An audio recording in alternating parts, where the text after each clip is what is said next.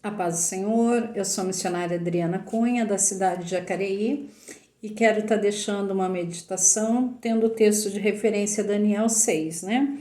Que tem como tema Daniel na cova dos leões. Vou estar lendo 2 versículos para embasamento, tá? Dessa reflexão.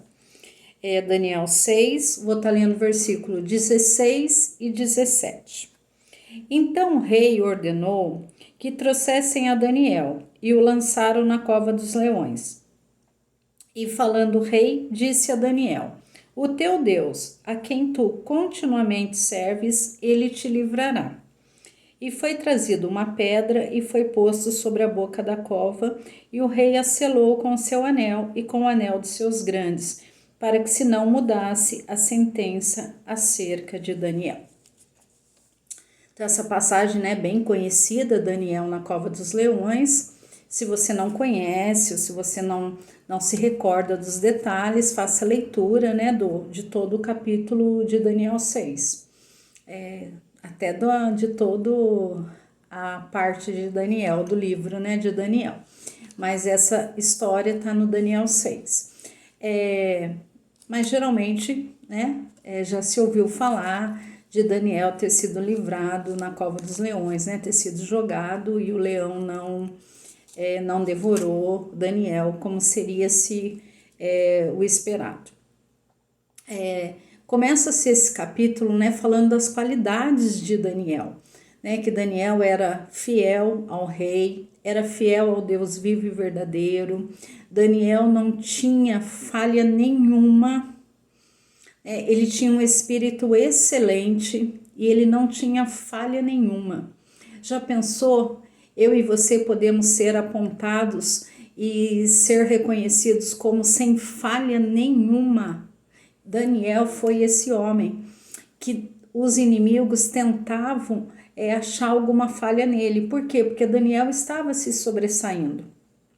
O rei tinha se selecionado, né, 120 presidentes e 3 príncipes, e Daniel estava entre esses 3 príncipes e ainda estava se sobressaindo, quer dizer, ele estava se sobressaindo sobre todos os demais.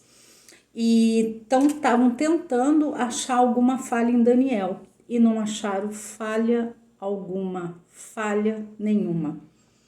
Aí eles, olhando a rotina de Daniel, eles perceberam que Daniel orava ao Deus vivo e verdadeiro 3 vezes ao dia.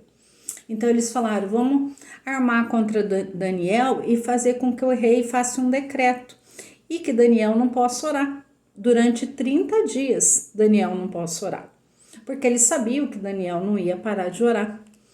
Então eles foram lá e conversaram com o rei. E o rei faz o decreto que durante 30 dias ninguém poderia pedir nada a ninguém, a homem nenhum e a Deus nenhum, a não ser ao rei. E aí, o que Daniel faz? O Daniel vai orar. Olha que lição para mim e para você. Na hora da prova, na hora da dificuldade, a quem a gente deve buscar? Ao nosso Deus vivo e verdadeiro. Ele que pode nos livrar. Daniel recebeu naquele momento uma sentença de morte, porque ele sabia que ele não ia parar de orar. Ele sabia que se ele orasse, ele seria condenado na cova dos leões. Então Daniel sabia, o rei tinha feito um decreto, e decreto não poderia ser quebrado. Era uma lei, uma ordem, não poderia ser quebrado. Era muito rígido, né? E então Daniel sabia, mas mesmo assim Daniel foi orar, e ainda de janelas abertas. O que isso nos ensina? Que a gente não pode esconder a nossa comunhão com Deus. As outras pessoas que estão ao nosso redor, elas têm que ver e perceber que a gente tem uma comunhão com Deus. As pessoas que estão ao nosso lado têm que perceber que a gente tem uma vida de oração.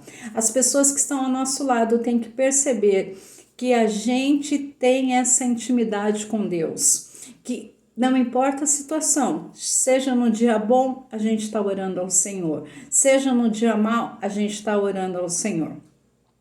E essa vida de oração, ela não vai nos impedir de passarmos por tribulação.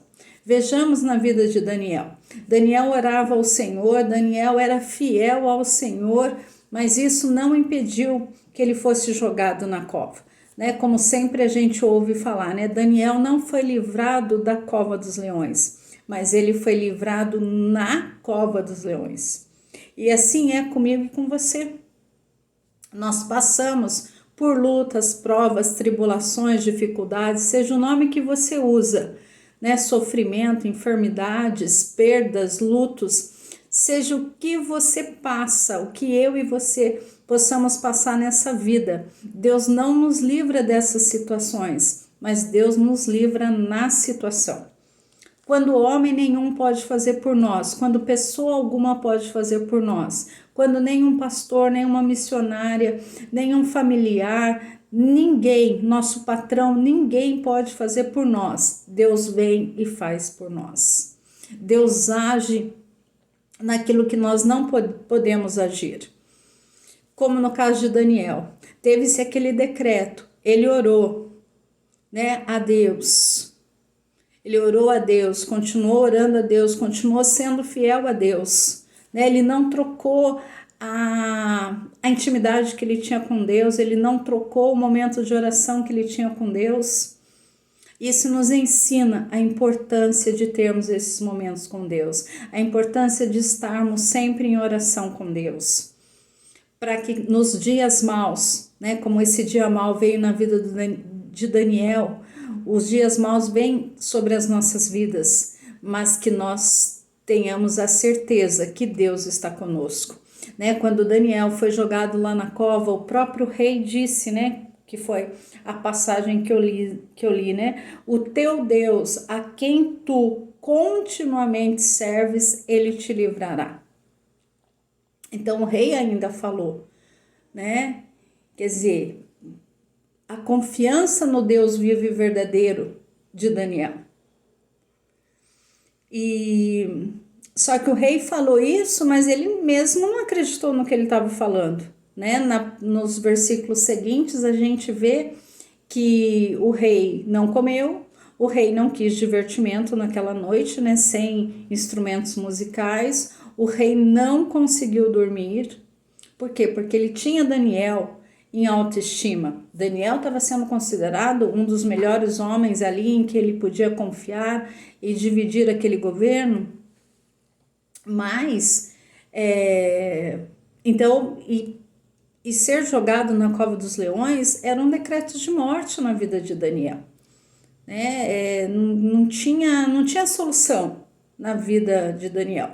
Para os olhos humanos, para o rei, para todos que estavam ali, Daniel já estava estraçalhado. Aí chega no dia seguinte e o rei chega lá triste, né, com voz triste, chama por Daniel. E que coisa maravilhosa, né? Daniel saiu de lá intacto, né? Porque Deus enviou um anjo do Senhor, né, que cuidou de Daniel, um anjo do Senhor que fechou a boca dos leões, porque ali dentro da cova, né, não estava somente os leões, estava o leão da tribo de Judá. Assim é na minha situação e na sua situação. O leão da tribo de Judá ruge ao nosso favor, ele ruge para a nossa vitória, ele ruge para a solução do nosso problema. Quando nós não podemos fazer, o leão da tribo de Judá vem e guerreia ao nosso favor. Tenha certeza disso. Você pode estar passando por uma enfermidade, por um desemprego, pode estar passando por uma desilusão amorosa, estava passando por uma causa familiar, uma causa com um filho, uma filha, um esposo, o marido, a esposa, alguém da sua família, sua vizinhança, ou uma causa no trabalho, ou um desemprego. Não sei qual a situação que você está passando, não sei qual situação que você fala, agora não tem jeito, agora chegou o fundo do poço, agora não tem solução. O leão da tribo de Judá é com você. O leão da tribo de Judá é contigo e vai guerrear essa batalha, como fez na vida de Daniel, que ele foi lá e os leões nada fizeram, e Daniel saiu de lá, né? E aí o rei fez um decreto no reino que todos iam temer e tremer diante do Deus vivo e verdadeiro. Todos iam se render ao Deus vivo e verdadeiro. Quer dizer que Daniel teve que passar por esse processo.